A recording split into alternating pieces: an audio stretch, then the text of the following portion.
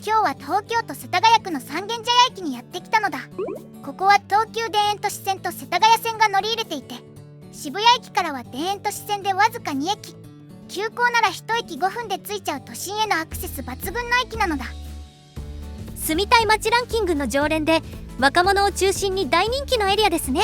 江戸時代には本当に3軒の茶屋があったという名前の由来がとても分かりやすい街でもあります。古い歴史を持ちながら再開発でできたキャロットタワーなど現代的な施設も充実しているんです。この街の魅力は歴史と現代がうまく融合してるところなのだ。昭和レトロな商店街もあれば、おしゃれなカフェもいっぱいあるのだ。キャロットタワーみたいな高層ビルもあるし、下町っぽさと都会らしさが入り混じるのが三茶の魅力です。今日はそんな三軒茶屋駅を起点に街のランドマークや路地を散策していくのだ。それじゃあまずは田園都市線の改札前からスタートして、ランドマークのキャロットタワーに行ってみましょう。田園都市線の改札を出ると目の前にそびえ立つのがこの巨大なオレンジ色のビル、世田谷のランドマークキャロットタワーなのだ。1996年に完成した地上27階建ての複合ビルで、高さは124メートルもあるのだ。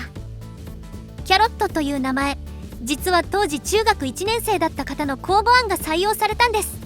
建設中の外壁の色が人参色に見えるからという理由で決まったそうです。確かに人参色っぽいのだ。このビルは東急田園都市線と世田谷線の両方に直結してるから、雨の日でも濡れずにアクセスできるのだ。地下から2階までは商業施設で、世田谷パブリックシアターやシアタートラムっていう劇場もあります。美術ギャラリーの生活工房も入ってるのだ。文化施設と商業施設とオフィスが一体になってるのが特徴的ですね。そしてなんといっても26階にある展望ロビーが無料で開放されてるのだ。2017年11月にリニューアルオープンしたばかりなのだ。展望台に上がってみたんですが、眺めは本当に絶景でした。ただフロアの半分はレストランになってるので、展望スペース自体はそれほど広くないです。平日の昼間だったからか、観光客よりもオフィスで働いてる人たちが休憩で利用してる感じだったのだ。疲れている顔をしているのが印象的だったかな。展望台で見かける表情ではないのだ。天気がいい日には富士山や丹沢の山々も見えるそうです。三軒茶屋の街並みを一望できるので、散策の最初に全体を把握するのにもぴったりだね。それじゃあ次は駅舎の方を見に行ってみるのだ。キャロットタワーのすぐ隣にあるのが東急世田谷線の三軒茶屋駅なのだ。この駅舎がまたすごく雰囲気があるのだ。ヨーロッパ風のレンガ造りの駅舎ですね。実はこの三軒茶屋駅、1998年に関東の駅100選に選ばれてるんです。選定理由がレンガ造りの高層ビルの中でヨーロッパ風の駅舎にレトロな路面電車が走る駅だそうです。ホームを撮影し損ねてたけど、こう描いた天井とオレンジ色のレンガのコントラストが異国情緒を感じて、とってもおしゃれになってるのだ。世田谷線は三軒茶屋から下高井戸まで10駅を結ぶ路線で、どこまで乗っても料金は同じなんです。路面電車の名残を残した貴重な路線として鉄道ファンからも愛されてるんですよ。そして駅舎の隣にあるのがシアタートラムなのだ。こっちもレンガ調の外観で駅舎と調和してるのだ。シアタートラムは世田谷パブリックシアターの分館として機能している小劇場です。座席数は248席とコンパクトですが、実験的な演劇作品や若手アーティストの公演が多く行われていて、演劇好きには注目のスポットなんです。キャロットタワーの世田谷パブリックシアターと合わせて、この辺りは文化芸術の発信地にもなってるのだ。駅前にこれだけ文化施設が集まってるのも三軒茶屋の魅力の一つですね。キャロットタワーのすぐ横にあるのがこのすずらん通りなのだ。全長70メートルほどの短い通りだけど、居酒屋を中心に飲食店がぎゅっと軒を連ねてるのだ。商店街というより裏路地に飲み屋さんがびっしり並んでる感じだね。昼間なのでまだ静かな方だけど、夜になると飲み歩きを楽しむ人たちでにぎわってきそうです。三軒茶屋はこういう飲み歩きスポットがあちこちにあるのも特徴なのだ。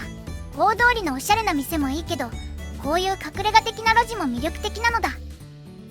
キャロットタワーという現代的な建物のすぐ隣にこんな雰囲気の飲み屋街があるっていうのが三軒茶屋らしいギャップで面白いですね。駅からすぐなのでキャロットタワーに用事がある時にふらっと寄ってみるのもいいと思うのだ。三軒茶屋の地名の由来を探しにとある陶器店に向かうのだ。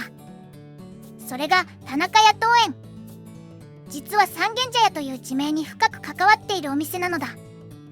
江戸時代、現在の三軒茶屋交差点付近には本当に3軒の茶屋があったんです。信楽、角屋、そして田中屋の3軒で大山参りに行く人たちの休憩地としてにぎわっていました。大山参りっていうのは神奈川県の大山阿夫利神社にお参りに行くことで、江戸時代には庶民の間でとても人気があったレジャーだったのだ。3軒のうち現在も残っているのはこの田中屋だけなんです。明治時代に電車が開通して大山参りをする人が減ったので茶屋から陶器店に業態を変えたそうです。他の2軒は残念ながらなくなっちゃったけど、ここは100年以上陶器店として続いてるのだ。三軒茶屋の歴史を現在まで受け継いでる貴重なお店なのだ。そしてその大山参りに関連する史跡がもう一つあるんです。カラオケビッグエコーの横にある地下街への入り口にちょっと目立たない石碑があります。これが大山道道標なのだ。1749年に建てられて1812年に再建された歴史ある道標で、大山参りに行く人たちの道案内をしていたのだ。大山道と刻まれた石に上の方には仏像も彫られてるね。旅の安全を願ったんでしょうか。キャロットタワーと道路を挟んで南側正面にあるのがエコー仲見世商店街なのだ。昭和25年にできたと言われる三軒茶屋で古い商店街の一つです。全長は100メートルほどしかないんですが、その短い通りに飲食店や小さなお店がびっしり詰まっています。実はここ戦後の闇市の名残なんです。戦時中の空襲で焼け野原になったこの場所に終戦後に闇市ができて、1950年に仲見世商店街として整備されたのが始まりだそうです。この狭い中に昔ながらの服飾店や今時のおしゃれな飲食店があったりと、新旧の魅力が混在してるのだ。シャッターが閉まってるところもあるけど新しいお店もあるし、寂れた雰囲気は全くなかったです。商店街全体が年季は入っているものの床も壁も綺麗なんだよね。アーケード内が綺麗に清掃されてるからそういった雰囲気がないんだと思うのだ。エコー仲見世の隣の路地に入るとさらにディープな世界が広がってるのだ。ここが三軒茶屋三角地帯なのだ。三角地帯というのは国道246号線と世田谷通りに囲まれた一帯を指します。エコー仲見世よりもさらに路地裏って感じで本当にディープな雰囲気ですね。頭上を見上げると低い位置に電線がごちゃごちゃっと走ってるのだ。なんだか映画のワンシーンみたいですごく味のある景色なのだ。道幅も狭くて建物も古いものが多いから昭和の下町にタイムスリップしたような不思議な感覚になります。美味しそうなカレー屋さんがちょっと気になったけど、この通りが本領を発揮するのはやっぱり夜になってからなのだ。こういう路地裏の隠れ家的なお店って地元の人しか知らない名店だったりするんだよね。芸能人が飲み歩く姿も見られるとか。雰囲気ありすぎて一人で夜来るにはひるんでしまいそうなのだ。好きな人はとことん好きになる場所でしょうね。三角地帯から少し歩いたところにあるこの喫茶店が喫茶セブンなのだ。1963年創業だからもう60年以上この地で営業してる老舗なのだ。外観からしてすでにレトロ感が漂ってますね。通りからでもすぐわかるね。店内に入ると木目調の内装で落ち着いた雰囲気なのだ。ステンドグラス風の照明にたくさんの額縁、シックでありながらも特徴的な内装になってるのだ。座席は動画の反対側にも続いていて、外観から想像していたよりも多くありました。メニューはめちゃくちゃ豊富でびっくりしたのだ。オムライス、ナポリタン、カレーにピザ、ドリンクもいろんな種類を取り扱ってたのだ。でも暑さが残る今日は無難にアイスコーヒーにしちゃいました。独特な銅のカップがおしゃれですね。お店の印象とぴったり合うカップなのだ。こういうのだけでも来てよかったって思えるから不思議なのだ。三軒茶屋のサブカルなイメージにぴったりな喫茶店だったね。休憩した後は世田谷公園に向かうのだ。喫茶セブンから歩くこと15分ほどで到着するのだ。駅からはちょっと距離がありますが、この辺りに住んでいる方々にとっては外せない巨大公園です。世田谷地域で一番広い公園なのだ。走り回れる広場に噴水、遊具、さらにテニスコートやプールまであって、子供から大人まで楽しめる場所です。まず目を引くのがやっぱりこの大きな噴水なのだ。水しぶきが高く上がって夏は涼しげで気持ちいいのだ。噴水広場は待ち合わせや子供たちの遊び場としても人気で、休日は家族連れでいっぱいになるそうです。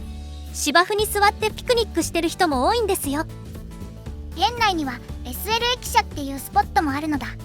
そこには本物の蒸気機関車デゴイチこと D51 がドーンと展示されてるのだ。1939年に製造されて、1973年からここ世田谷公園で保存されてるそうです。これに乗ることはできませんが、園内はミニ SL 乗り場があります。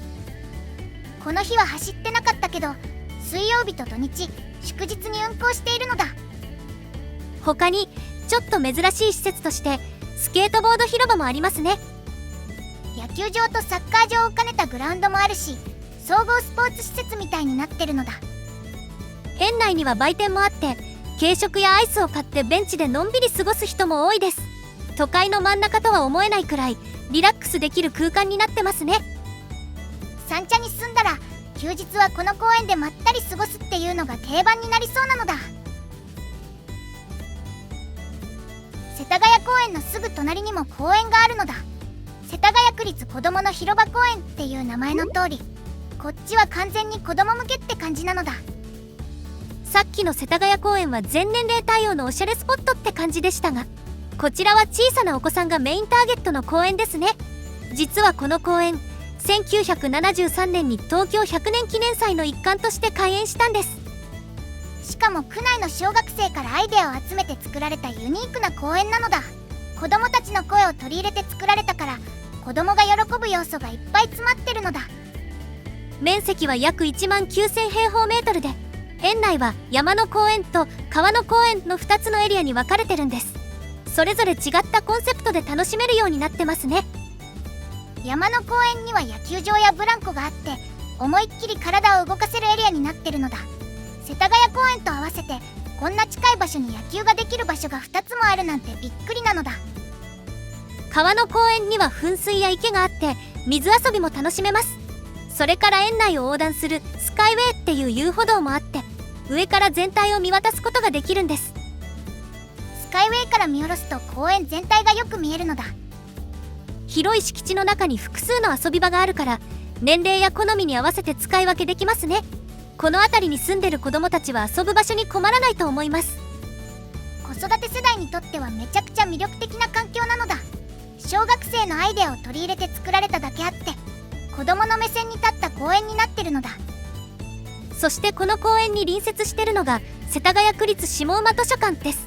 公園エリアのすぐそばに図書館があるっていうのも理想的な配置ですね。敷地面積は狭そうに見えるけど、3階建てになってるから見た目よりもずっと蔵書が多い感じがしたのだ。実際に中を覗いてみたら、3階の自習席はびっしり埋まってました。学生さんから大人の方までみんな熱心に勉強や調べ物をしてて、地域の学習拠点としてしっかり機能してるのがよく分かりました。世田谷公園、子どもの広場公園、そして図書館、この一角だけで子育てに理想的な環境が揃ってるのだ。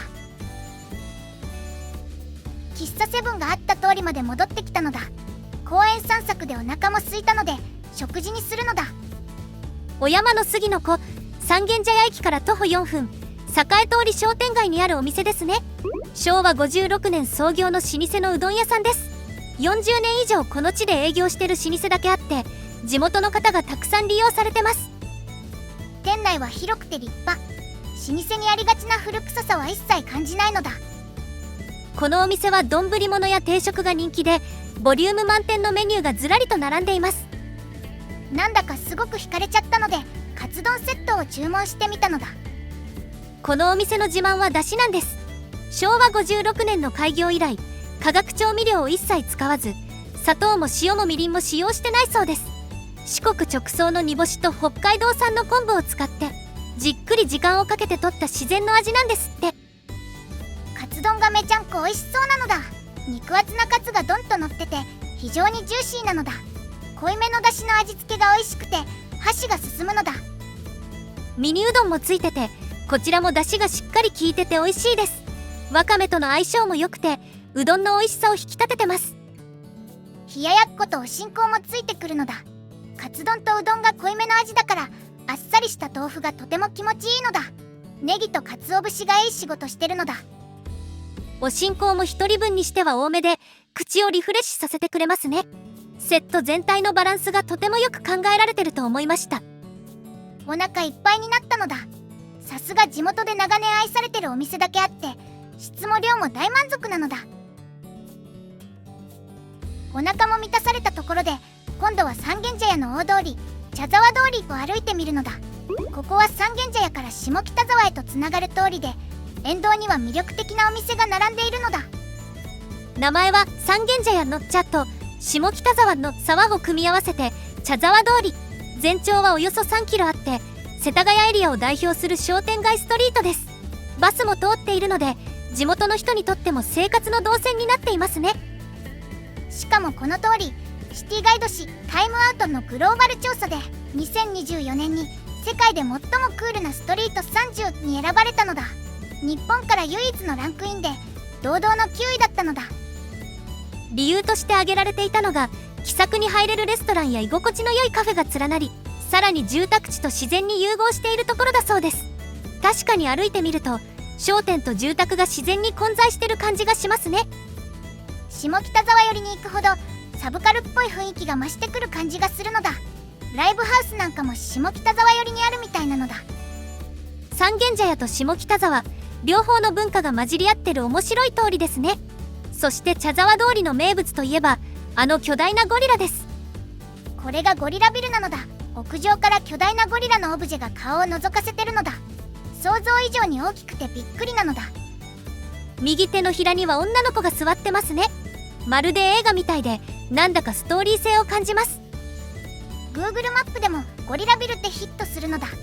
完全に地域のシンボルとして定着してるのだ。でも歩いてみるとやっぱり三茶って暮らしの街なんだよね。観光地みたいに作り込んだ感じじゃなくて日常の延長に面白さがあると感じます。住宅街とサブカルやレトロが同居してる不思議な場所なのだ。ちょっと歩くだけで新しい発見があるのが三茶散策の楽しいところなのだ。今日は三軒茶屋駅を起点にキャロットタワーや世田谷線の駅舎、路地裏の飲み屋街、そして茶沢通りまで歩いてきました。高層ビルや劇場がある一方ですぐそばには昔ながらの路地や商店街も広がってて街の表情がコロコロ変わるのがとても印象的でしたね。歩いてるとサブカルな空気が漂ってきたり突然懐かしいお店が出てきたりちょっとした驚きがたくさんあるのだ。このごちゃ混ぜ感が楽しいのだ。確かに三茶っていろんな表情を持ってる街だよね。表通りは落ち着いてるのに少し歩けば下北沢につながるカルチャーの匂いがしてくる。日常とサブカルが自然に混ざってる街なんだなって実感しました。それに世田谷公園みたいな大きな公園も近くにあるのだ。広い芝生や噴水、スポーツ施設まで揃ってて家族連れから大人まで楽しめるのだ。住む目線で見てもすごく暮らしやすい環境だと思うのだ。文化と生活のバランスがいいんだよね。劇場やギャラリーでアートに触れることもできるし公園でのんびり過ごすこともできる。刺激と安心感が同居してるのは三茶ならではだと思います。観光地っぽく飾ってないのに歩くだけで発見がある。それが三茶の不思議な魅力なのだ。今日は短いルートだったけどそれでも十分に街の奥深さを感じられました。次に来るときはまた違う道を選んで歩いてみたくなりますね。というわけで動画はここまで。最後までご視聴いただきありがとうございました。よろしければチャンネル登録と高評価よろしくお願いします。動画作りの励みになるのだ。